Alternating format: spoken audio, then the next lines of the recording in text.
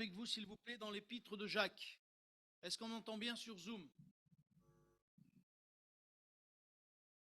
Moyen. Donc, il faut que je prenne le micro, c'est ça que ça veut dire. D'accord.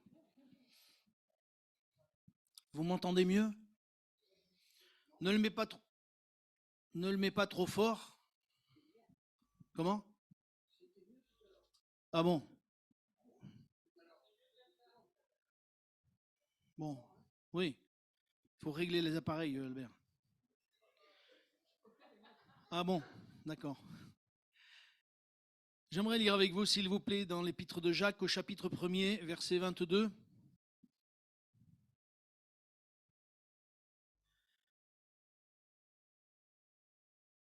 Souhaitez la bienvenue à ceux qui sont au milieu de nous, peut-être pour les premières fois. Et bienvenue aussi à ceux qui reviennent de vacances. Que le Seigneur vous bénisse et qu'il nous bénisse ensemble. Jacques, l'épître de Jacques, chapitre 1, verset 22. Tout le monde y est? Il est écrit: mettez en pratique la parole et ne vous bornez pas à l'écouter en vous trompant vous-même par de faux raisonnements. Car si quelqu'un écoute la parole et ne la met pas en pratique, il est semblable à un homme qui regarde dans un miroir son visage naturel et qui, après s'être regardé, s'en va et oublie aussitôt comment il était. Mais celui qui aura plongé les regards dans la loi parfaite, la loi de la liberté, et qui aura persévéré, n'étant pas un auditeur oublieux, mais se mettant à l'œuvre, celui-là sera heureux dans son activité. Amen. Nous cherchons tous à être heureux. Nous cherchons tous à le bonheur. Et nous ne réalisons pas toujours que Dieu a tout mis à notre disposition pour que nous soyons heureux, pour que nous soyons vraiment dans le bonheur. Nous cherchons des complications, nous cherchons des travers. La parole dit justement que Dieu a fait les choses de droite et l'homme a toujours trouvé des chemins de traverse.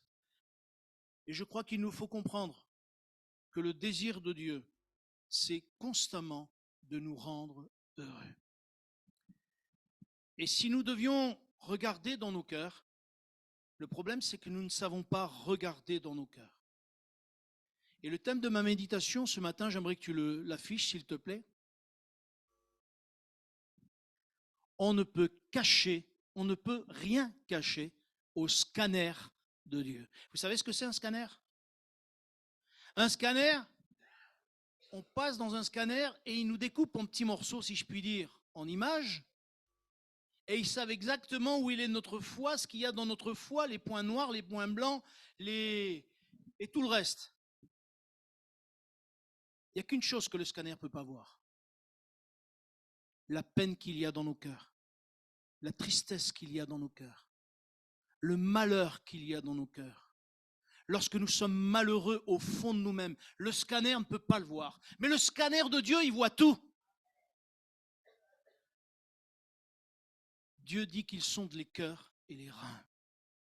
Et quand Dieu dit qu'il sonde les cœurs et les reins, il sait très bien ce matin dans quel état de cœur chacun d'entre nous est venu. Il sait très bien dans quel moment de pensée, dans nos pensées, exactement ce que nous pensons. Ne vous inquiétez pas pour le petit, moi ça ne me dérange pas. D'accord? Ne vous inquiétez pas. Ça vous dérange à vous? Est-ce que ça vous dérange? Non. Ah, j'en suis heureux parce que moi ça ne me dérange pas. Alors sois libre de le faire rôter même s'il faut. Hein. Bon, pas sur moi. Non, pas sur Madame Parada, s'il te plaît, elle est juste derrière, fais attention. Mais bon, voilà. Soyons libres, d'accord? Mais Dieu voit le scanner, il a scanné déjà notre cœur ce matin. Vous êtes rentrés là, c'est trop tard, Dieu vous a scanné déjà. Ne vous inquiétez pas, il vous a scanné depuis longtemps déjà. Il sait ce que nous sommes, il sait nos travers, il connaît nos manquements, il sait nos faiblesses, il sait exactement ce dont nous avons besoin. Le problème, c'est que nous ne savons pas toujours ce que nous avons besoin. Et certaines fois, on se trompe. On se trompe parce qu'on vit dans un siècle qui est un peu particulier. Et dans ce siècle un peu particulier, il y a des choses que nous croyons être des choses de Dieu et qui ne le sont pas. Il y a quelque temps de ça, un pasteur, enfin il y a quelques années même, dizaines d'années même, un pasteur a posé la question à un pasteur qu'il estimait vraiment être un homme de Dieu. Et puis, il lui a demandé, il a dit, quel sera le grand problème de l'Église de demain, de l'Église du 21e siècle? Quel sera le grand problème de l'Église du 21e siècle? Vous savez que nous sommes dans le 21e siècle. Et c'est de notre Église qu'il parlait, pas de Givors spécialement, mais de toutes les églises dans le monde entier, qui normalement devrait être l'Église de Jésus-Christ. Et ce pasteur a répondu en disant, ce sera l'Église, le problème sera, c'est que ce sera l'Église du divertissement. Et ça, c'est un problème. Ça veut dire que l'on va chercher une Église agréable. Une Église qui divertisse. Alors, vous allez me dire, oui, mais des fois, vous dites, frère, des paroles qui nous font rire. C'est vrai, je reconnais. Mais là aussi, il faut de la mesure. Parce que l'évangile, mes frères et sœurs, c'est sérieux. Nous ne réalisons pas toujours combien c'est sérieux. Dernièrement, j'entendais les critiques d'un journaliste à la télé, qu'il se moquait d'un pasteur qui plaisantait, mais pour commencer ses prédications, il plaisantait, et le gars a dit, mais le pasteur, il est un peu trop exagéré avec la scène, hein. Il est un peu trop, avec le vin de scène, il est un peu trop forcé dessus parce que il a été un peu trop loin à mon goût dans ses plaisanteries. Et quand j'ai entendu ça et j'ai entendu ce que le pasteur a dit, ce pasteur a dit là, l'église du divertissement, ça a choqué mon cœur. Et j'ai dit, Seigneur, aide-nous à ce que nous puissions réaliser ce qu'est l'église. Ce n'est pas une église de divertissement. Le pasteur va dire encore, et je continuerai après ma pensée, il y aura un évangile où il n'y aura plus de contraintes. Vous savez que l'évangile est contraignant? L'évangile de la grâce est plus dur que la loi. Pourquoi vous dites amen? Est-ce que vous savez pourquoi je dis ça?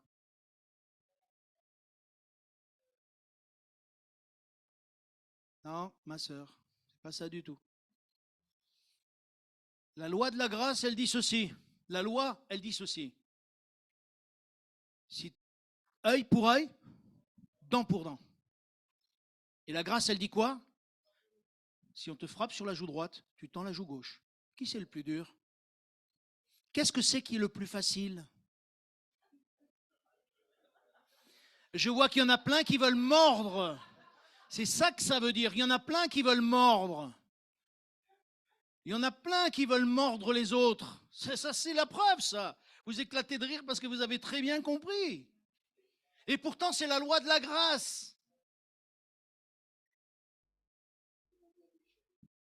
Mais la loi de la grâce, ce que je ne peux pas faire, c'est Dieu qui va le faire en moi. C'est ça la grâce. Parce qu'on est tous pareils. Dieu, il scanne nos cœurs. Tu l'as déjà effacé, ça. Et il est en train de parler. Là-bas, au fond, je lui parle et c'est lui qui parle. Merci, Gabriel. Tu parles pendant que je te parle. Ah bon? Je voyais que tu n'as pas affiché, tu as enlevé, là. Il va falloir que je leur mette une vitre entre les deux parce qu'ils n'arrêtent pas de parler. Mais c'est pas ça que je te... Oui, on ne peut rien cacher au scanner de Dieu. Dieu sait ce que nous sommes. Dieu sait que nous ne pouvons pas. Dieu sait que nous avons du mal à tendre l'autre joue. Alors, il y a des frères que je me rappelle, monsieur Pomato, que j'aimais beaucoup, il est auprès du Seigneur, je le crois. Ce frère disait, oui, mais le Seigneur n'a pas dit ce qu'on faisait après avoir tendu la deuxième joue. Ça veut dire qu'il était prêt à frapper encore. Voyez la mentalité qui est en nous. C'est en nous. Et ça, on a besoin de ce scanner de Dieu qui vient nous révéler ce que nous sommes. On a besoin de ce scanner de Dieu qui nous montre que nous avons besoin de changer. On a besoin de ce scanner de Dieu qui vient nous dire, mais je veux autre chose pour toi. Nous ne pouvons pas être la lumière du monde si nous ne sommes pas à la mesure de Jésus-Christ. Nous ne pouvons pas être le sel de la terre si nous ne sommes pas le reflet de Jésus-Christ. Jésus, il s'est laissé cracher dessus. J'y pensais encore tout à l'heure. Il s'est laissé arracher la barbe. Il n'a rien dit. Il s'est laissé fouetter. Quand il s'est fait arrêter, l'apôtre Pierre va sortir. Vous vous rappelez, il va sortir l'épée, il va couper l'oreille de Malchus, le serviteur du sacrificateur. Et qu'est-ce que Jésus va lui dire? Est-ce que vous vous rappelez ce que Jésus va lui dire? Oui, mais il va lui dire quelque chose de plus fort que ça, mon frère. Non, il va dire encore quelque chose de plus fort que ça. Ouais. Ne sais-tu pas que je pourrais invoquer mon Père et qu'il me donnerait des légions, 12 légions d'anges pour venir combattre pour moi? 12 légions d'anges, alors qu'une légion romaine, c'était 6000 personnes, 6000 hommes, 12 légions multipliées par 6. Imaginez combien ça peut faire. Et Jésus, il avait juste un mot à dire. Et pourtant, il n'a rien dit. Il n'a rien dit. Non seulement il faut tendre la joue, mais en plus, il faut tendre les deux joues. Et encore dire que Dieu te bénisse. Et ça, c'est difficile. Et le scanner de Dieu qui est là, il le voit dans nos cœurs, ces choses. Et j'aimerais vous dire que nous avons besoin de réaliser que vivre avec le Seigneur, ça coûte. Comme le disait ce serviteur, l'Évangile vous a montré au monde que nous savons aussi nous amuser. Mais nous n'avons pas à montrer au monde que nous savons nous amuser. Nous avons à montrer au monde que Jésus-Christ est notre Sauveur et que nous avons la vie éternelle. Nous avons à montrer au monde que réellement il y a quelque chose qui s'est passé dans nos vies, dans ma vie. S'il n'y a rien qui s'est passé dans ma vie, c'est parce que la parole, elle n'a pas eu son effet. Que nous dit la parole? Mettez la parole en pratique. C'est ce que nous avons lu tout à l'heure. Mettez la parole en pratique et ne vous bornez pas à l'écouter. Et chacun pourrait me dire, mais mon frère, c'est pas facile de mettre la parole en pratique. Mais c'est vrai, c'est pour ça que j'ai parlé de la loi de la grâce. Parce que ce que moi, je ne peux pas faire, eh bien, Dieu va le faire en moi. Ce que moi, je ne peux pas accomplir, Dieu va l'accomplir en moi. Ce que moi, j'ai tendance à vouloir faire, c'est comme on l'a vu tout à l'heure, vouloir mordre les autres, vouloir vraiment se venger, vouloir justice à tout prix. Fais-moi justice, Seigneur. Vous ne croyez pas que Dieu sait quand nous sommes maltraités? Vous ne croyez pas que Dieu sait lorsque vraiment nous sommes humiliés? Vous croyez que Dieu se réjouit? Non, non, pas du tout. Parce que Dieu nous aime. Et il ne se réjouit pas de ce que ses enfants sont maltraités. Mais j'aimerais dire à quelqu'un, si tu es maltraité au travail, si tu es maltraité d'une manière ou d'une autre, qui c'est qui me parlait ça? Je ne sais plus qui c'est qui me parlait de ça. Je ne me rappelle plus qui c'est qui me l'a dit. Quelqu'un m'a dit que ou lui ou une personne avait été maltraitée à cause de sa couleur de peau. Parce que la personne était black, alors les autres la maltraitaient. Et elle s'est... Il me vient à l'esprit une jeune fille, une femme maintenant, parce que c'est une femme maintenant avec des enfants. Mais quand elle était jeune, elle n'était pas convertie, et puis elle disait qu'elle était de petite fille. Et en tant que petite fille, on l'a maltraitée. Et pourtant, c'était en Afrique. Elle vivait en Afrique. Et elle disait, c'était une fille, hein. Et elle me disait qu'après qu'on l'ait maltraitée, elle a dit, maintenant, je vais me venger. Et elle est devenue une chef de bande. Elle est devenue chef de bande, de femmes. Et tous les gars qui ne lui plaisaient pas, c'est elle qui leur donnait le compte. Le jour où elle s'est convertie, j'ai dit, mais Seigneur, t'as fait grâce. Elle rigole, elle me met un grand coup de poing dans l'épaule. Je dis, ah, merci, c'est gentil. Alors je lui ai rendu. Elle m'a dit, ah, ça fait mal. J'ai dit, bien sûr, ça fait mal. Mais parce qu'elle était habituée à ça. Mais aujourd'hui, c'est une femme qui aime le Seigneur. Elle passe par des difficultés, c'est vrai. Mais elle aime le Seigneur. Et je crois que dans les moments difficiles de nos vies, Dieu est celui qui serait avec nous tous les jours jusqu'à la fin du monde. Quand la parole dit ne promène pas des regards inquiets, on a oublié les promesses de Dieu. On a oublié les promesses de Dieu qui nous dit, mais obéis-moi et je te bénirai. C'est dans la mesure où les serviteurs de Dieu, quels qu'ils aient été, ils ont obéi au Seigneur. C'est là que le Seigneur les a bénis. Il a fallu qu'ils passent, c'est vrai, par des déserts. Il a fallu qu'ils passent par des difficultés. Mais le Seigneur les a toujours bénis et il bénit toujours ses enfants, tôt ou tard, mais il les bénit. Il a quelque chose de merveilleux. Et le problème, c'est que souvent, nous passons à côté parce que nous faisons nous voulons faire notre justice. Qui est le juste juge? C'est Dieu. Et c'est lui qui fera justice. Avez-vous foi en Dieu? Avez-vous foi en Dieu? Croyez-vous qu'il peut vous faire justice? Il y a des femmes aujourd'hui qui sont maltraitées dans leur foyer.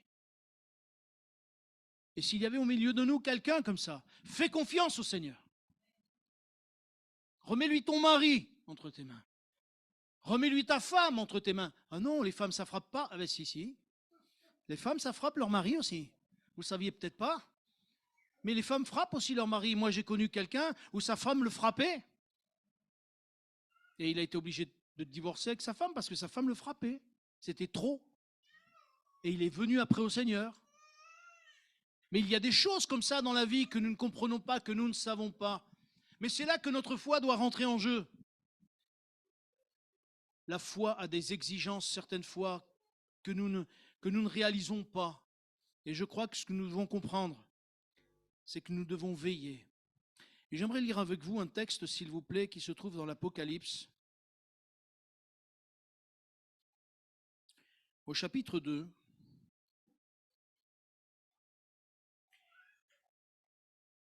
Parce que, qu'on le veuille ou qu'on ne le veuille pas, qu'on le veuille ou qu'on ne le veuille pas, tout ce que nous vivons tous les jours, en difficulté, que ce soit au travail, que ce soit dans notre foyer, dans notre couple, que ce soit avec nos enfants, tout cela a un impact sur nos vies. Et parce que ça a un impact sur nos vies, sur nos pensées, ça a un impact aussi sur notre foi. Et j'aimerais lire avec vous dans le deuxième livre de l'Apocalypse, deuxième chapitre, pardon, chapitre 2 de l'Apocalypse, et à partir du verset 1er. Il est écrit ceci, je n'aurai pas le temps. Tout le monde y est? Il est écrit à l'ange de l'église d'Éphèse. Voici ce que dit celui qui tient les 7 étoiles dans sa main droite, celui qui marche au milieu des 7 chandeliers d'or. Je connais tes œuvres, je connais ton travail et ta persévérance. Je sais que tu ne peux supporter les méchants et que tu as éprouvé ceux qui se disaient apôtres et qui ne le sont pas, et que tu les as trouvés menteurs, que tu as de la persévérance, que tu as souffert à cause de mon nom, et que tu ne t'es point lassé. Si on s'arrêterait là, on dirait cette église, elle est extraordinaire. Mais ce n'est pas le cas. Il est écrit par la suite encore, verset 4, « Mais ce que j'ai contre toi, c'est que tu as abandonné ton premier amour. Souviens-toi d'où tu es tombé. Repens-toi et pratique tes premières œuvres. Sinon, je viendrai à toi et j'ôterai ton chandelier de sa place, à moins que tu ne te repentes. Tu as pourtant ceci, c'est que tu hais les œuvres des Nicolaïtes, œuvres que je hais aussi. Que celui qui a des oreilles pour entendre ce que l'Esprit dit aux églises, à celui qui vaincra, je donnerai à manger de l'arbre de vie qui est dans le paradis de Dieu. Amen. » Cette église, quand on regarde, excusez-moi, mais elle est meilleure que nous. Elle est meilleure que nous. Et pourtant, Dieu dit, alors vous allez me dire, mais pourquoi vous dites qu'elle est meilleure que nous? Mais je ne sais pas, moi. Dieu connaît ses œuvres. Dieu connaît son travail. Dieu connaît sa persévérance. Dieu connaît qu'elle ne supporte pas les méchants. Dieu sait qu'elle a proclamé la vérité, qu'elle a dévoilé les menteurs. Donc elle n'a pas rien fait, cette église. Elle a souffert pour le nom du Seigneur. Est-ce que tu as souffert pour le nom du Seigneur, ma sœur, mon frère? Moi, je dis que cette église, elle est mieux que moi. Et pourtant, Dieu lui dit, ce que j'ai contre toi, c'est que tu as perdu ton premier amour. C'est surprenant? C'est surprenant quand même. Mais parce qu'on se trompe souvent dans le travail. On croit parce qu'on vient à la prière qu'on est mieux. Non. On peut oublier notre propre jardin du cœur. Vous savez, ce jardin, non pas de jardin de potager, mais le jardin de notre cœur. On peut travailler, faire des tas de choses, mais si on oublie le jardin de notre cœur, on oublie notre communion avec le Père. Et ce qui est important pour Dieu, c'est l'amour que nous lui portons. Quelle sorte d'amour lui portons-nous? Qu'est-ce qui est écrit dans 1 Corinthiens au chapitre 13, s'il vous plaît? Vous voulez bien qu'on le lise? Vous vous rappelez 1 Corinthiens 13? Alors les gens le prennent pour le mariage. Moi je veux bien. Surtout quand ils divorcent après, ça veut dire quelque chose. Alors ça, j'ai jamais trop compris, mais l'amour supporte tout, l'amour ceci, l'amour cela. Et 4 matins plus tard, il dit, elle m'énerve, je divorce. Je me rappelle, j'ai quelqu'un dans ma famille, elle a vécu 10 ou 13 ans avec un homme, et un jour elle a divorcé. Et moi j'ai appris, comme ça, bêtement, que une cousine lui avait dit, mais pourquoi t'as divorcé? Il était bien ton gars, il était bien ton mari. Elle a dit, oui, mais il était trop bien. J'ai pas compris. Pourquoi il était trop bien? Ben oui, je rentrais à la maison, il avait fait le repassage, il avait fait la vaisselle, il avait lavé le sol, il avait tout dans la maison, moi j'avais plus rien à faire. Il était trop bien. Donc j'ai préféré me séparer de lui. Je dis, bon, chacun voit midi à sa porte. Chacun voit midi à sa porte. Messieurs, vous faites comme ça chez vous? Pourquoi les femmes rigolent et pourquoi les messieurs disent rien? Toussez pas, messieurs. Mais voilà, moi, j'ai pas compris. Il faut croire que les gens sont, je sais pas, moi, je comprends pas. Chapitre 13, verset 1er, il est dit, quand je parlerai des langues des hommes et des anges. Donc ça parle des dons spirituels. Si je n'ai pas l'amour, je suis un airain qui résonne et une cymbale qui retentit. Et quand j'aurai le don de prophétie, la science de tous les mystères et toute la connaissance, quand j'aurai même toute la foi jusqu'à transporter les montagnes, si je n'ai pas l'amour, je ne suis rien. Et quand je distribuerai tous mes biens pour la nourriture des pauvres, quand je livrerai même mon corps pour être brûlé, si je n'ai pas l'amour, cela ne me sert de rien. Pourquoi? Parce que Dieu est amour. Et si on travaille, mais pas en aimant Dieu, tout ce qu'on peut faire, c'est tout par orgueil, par vanité. C'est ce que dit l'Ecclésiaste, vanité des vanités, tout est vanité. C'est pour cela que mes frères et sœurs, dans ce service, dans cette grâce que Dieu nous fait, la première chose qu'il nous faut veiller sur notre cœur, c'est d'avoir de l'amour pour notre Père céleste, de l'aimer comme Dieu nous le demande dans son premier commandement. Tu aimeras le Seigneur de tout ton cœur, de toute ta force, de toute ton âme, de toute ta pensée. Vous le prenez dans le sens que vous voulez. Mais n'empêche que ce que Dieu demande de nous, c'est que nous puissions l'aimer. Parce que quand on aime, on veut changer.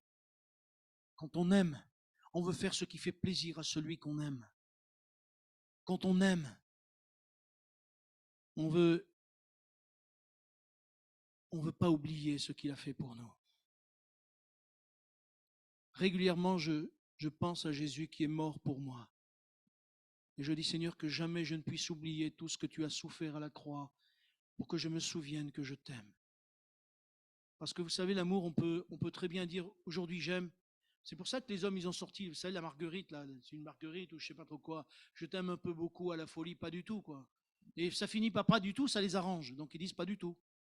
Mais l'amour aussi, c'est une volonté personnelle de dire, Seigneur, je veux t'aimer.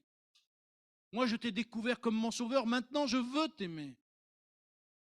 Cette église, elle était pourtant bien à nos yeux, mais pas aux yeux de Dieu. Et on oublie que trop souvent, On oublie trop souvent que l'évangile, justement, ça nous demande quelque chose. De nous approcher de Dieu, ça va nous demander des choses. Comme je le disais tout à l'heure, ce serviteur qui disait que les gens veulent plus qu'aujourd'hui que le divertissement, la parole dit que dans les derniers temps, les gens ne supporteront plus la saine doctrine. Ils voudront des choses qui leur plaît dans leurs oreilles, qui leur plaît dans leur cœur. Je suis désolé de le dire, mais sur Internet, on voit souvent ça. Moi, je suis pour qu'on loue le Seigneur. Mais moi, je ne comprends pas comment on peut louer le Seigneur et sauter comme des cabris. Je ne comprends pas ça. Excusez-moi, ça va vous choquer peut-être. Mais moi, la louange à Dieu, elle est avec une communion, avec un amour profond, avec quelque chose, vous savez, dans une intimité profonde. Et quand je suis étonné des fois que les gens, ils sautent. Moi, excusez-moi, mais ça, je ne peux pas ça.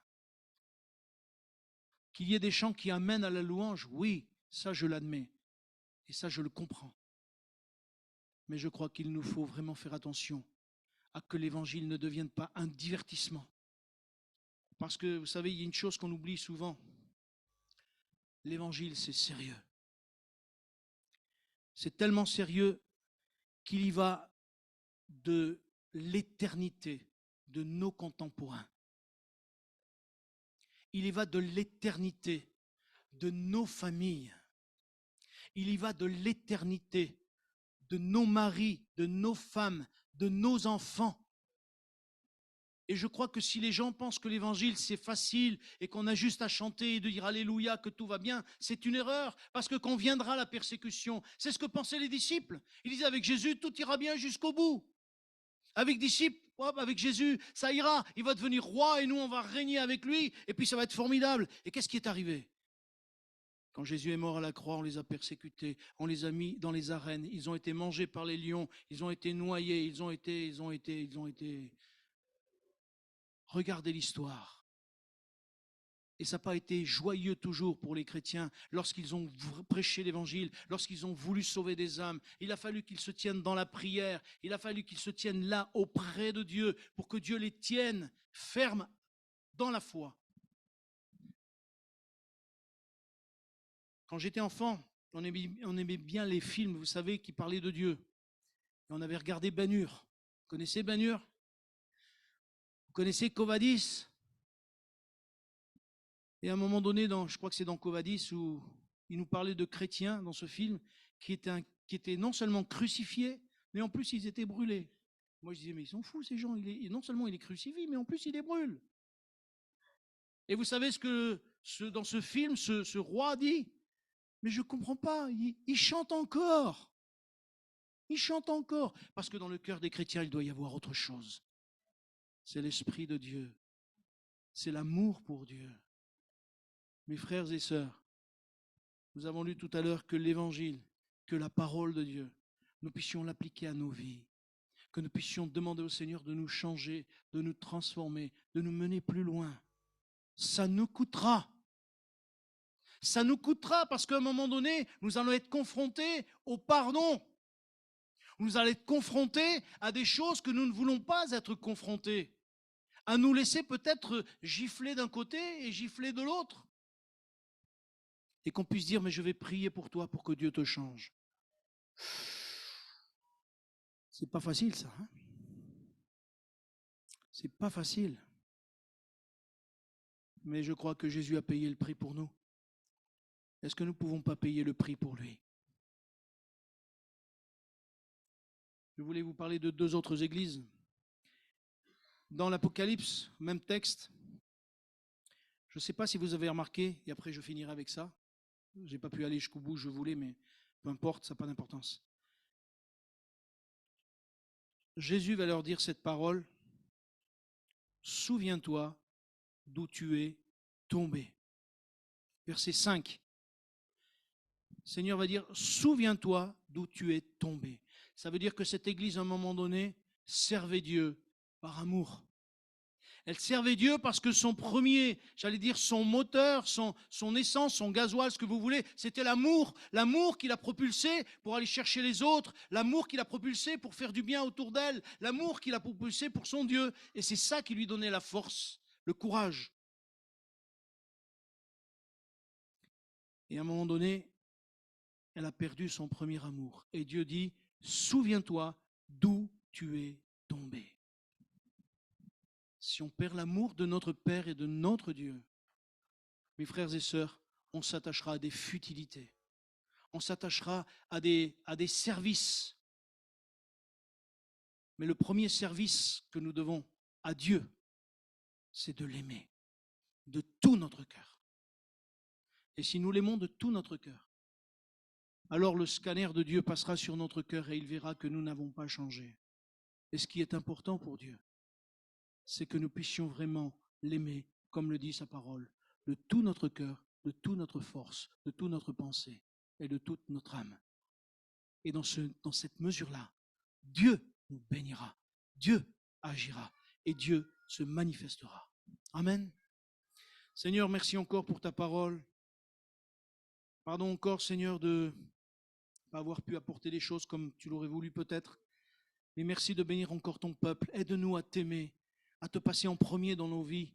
Que tu ne sois pas le dernier, que tu ne sois pas le deuxième, que tu ne sois pas... Non, que tu sois, Seigneur, le premier dans nos vies. S'il te plaît, aide-nous. Je sais que nous sommes pris par différents problèmes de la vie, mais rends-nous forts. Nous l'avons chanté. Tu as fait de nous des vainqueurs. Aide-nous à que nous soyons des vainqueurs dans l'amour de ta personne, dans l'amour de ton nom. Seigneur, je te le demande dans le nom de Jésus. Amen. Seigneur, sois béni. Rentrez bien. Et à tout à l'heure, 12h30 pour ceux qui le peuvent.